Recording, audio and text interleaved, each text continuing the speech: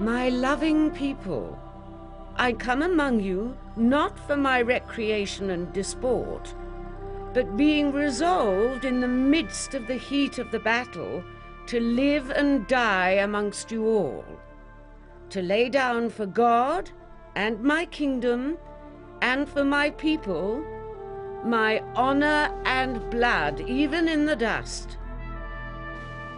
I know I have the body of a weak and feeble woman, but I have the heart and stomach of a king, and a king of England too, and think foul scorn that Spain or any prince of Europe should dare invade the borders of my realm, to which rather dishonor I myself will take up arms.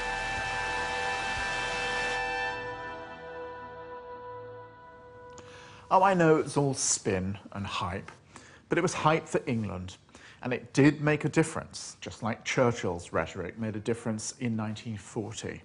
Almost instinctively, the Queen seemed to know what it was her people needed to hear. You couldn't top that, and Elizabeth couldn't. The euphoria of 1588 was short-lived. In the closing years of the Tudor century, famine across the country triggered food riots. Cutthroats and beggars prowled the roads. The Irish, who were spoken of as savages, were driven into a 9-year war.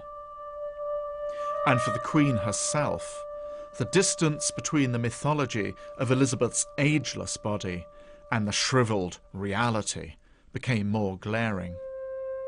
Thoughts inevitably began to turn to her succession. Everybody knew who that would be: James, son of Mary, Queen of Scots. So in the end, was it Mary, Queen of Scots, the mother, who had triumphed from the grave over her rival Elizabeth? Elizabeth had one comfort, though.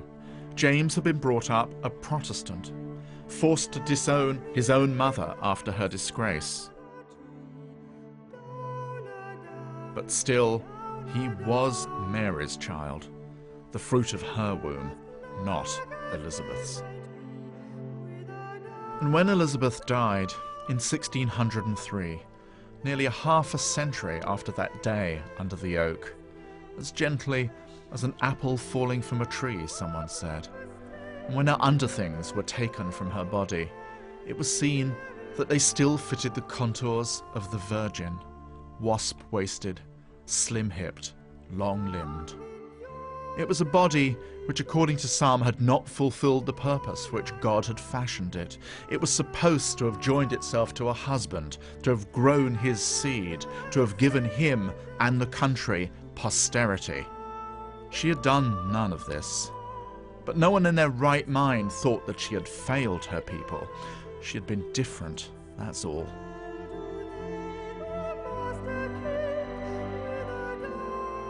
When the ring which had united Elizabeth to her country was finally removed from her finger, it was carried 400 miles north to Scotland. Now it would symbolize a new marriage, this time between two nations. Elizabeth and Mary Stuart never met. It took James I to bring the two women together at last, closer in death than they had ever been in life. There had been an old, wonderful joke doing the rounds in the 1560s that all of their problems would be solved if only Mary and Elizabeth could marry each other. And in one sense, they had. Or at least together and at a terrible price and with so much pain, they had had a baby. It was a little thing with a big name: Magna Britannia, Great Britain.